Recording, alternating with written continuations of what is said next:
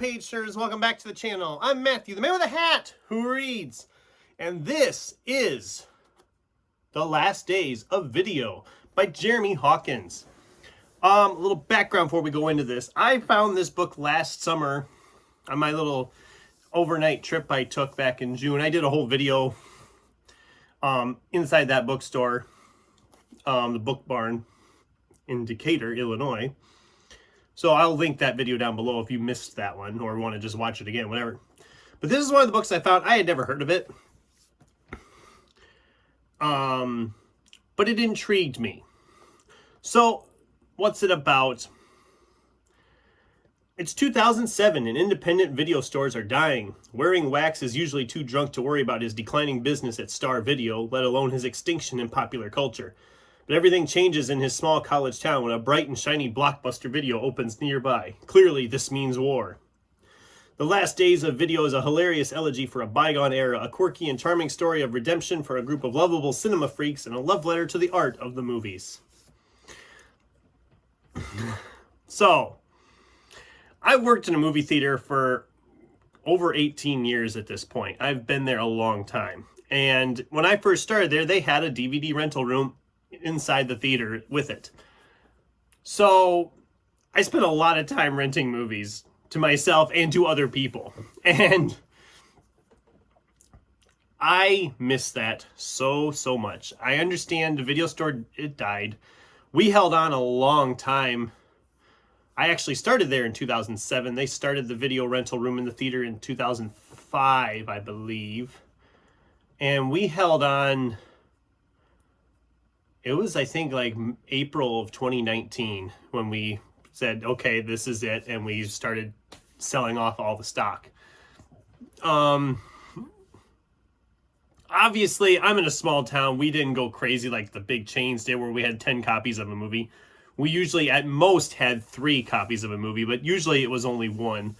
And people just got on a list for it and waited. We had a pretty good regular clientele that came through and got pretty much everything. And if they didn't get it right away, they just said, well, put me down for it and whatever. Sometimes a movie'd come out and it would be like a week and a half of reservations backed up as it'd be just so many people wanting the same movie. It was kind of a fun thing.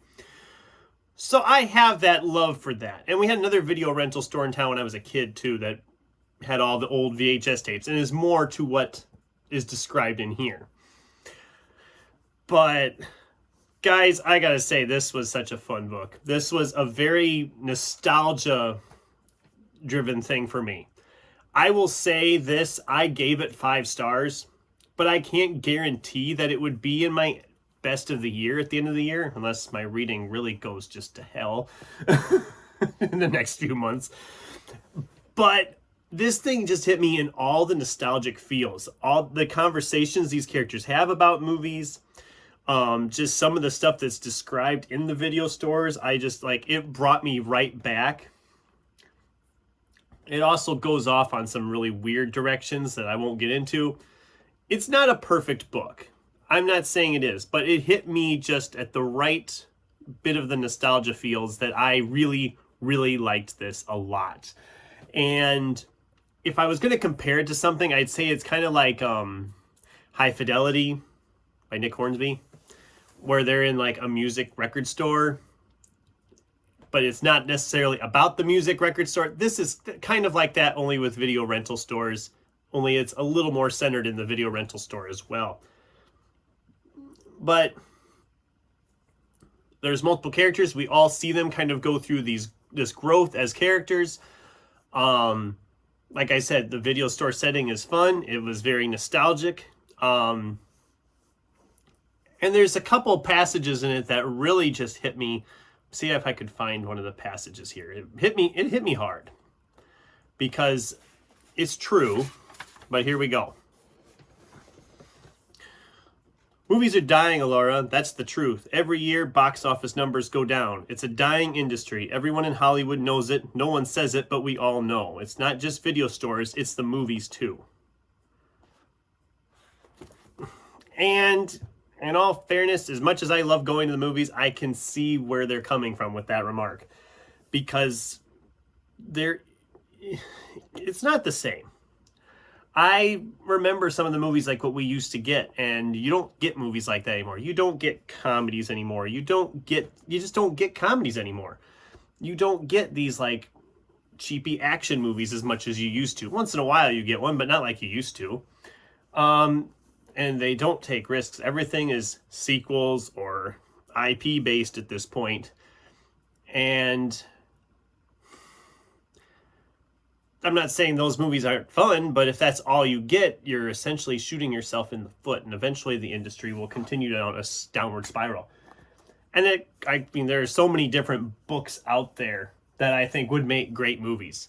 And hopefully, with the success of Project Hail Mary, that will happen. We'll get some of these really great books getting made into really good movies. Like actual good movies, not crappy reboots or whatever. I don't know. Anyway, tangent over. That's all I'm going to have to really say about this. If you're a fan of the video store era, or you frequented video stores in the past, you'll probably have a nice little bit of nostalgic touch for this. But if you have no connection with that, this probably isn't for you. But like I said, it hit me perfectly. This was a 5-star read. But like I also said, I don't think it'll be on my end of the year list. It's hard to say. If I had to guess, it won't make it to the end. But those are my thoughts on The Last Days of Video by Jeremy Hawkins. That was a nice, fun, nostalgic surprise. I was hoping I would like it, but I was also leery just because I had never heard of the book before. But it was a lot of fun. So, what do you guys think? Does it sound like something you would enjoy? Have you ever visited a video rental store, including a Blockbuster? I'd love to hear from you in the comments down below. Thanks for watching, and until next time, keep turning pages.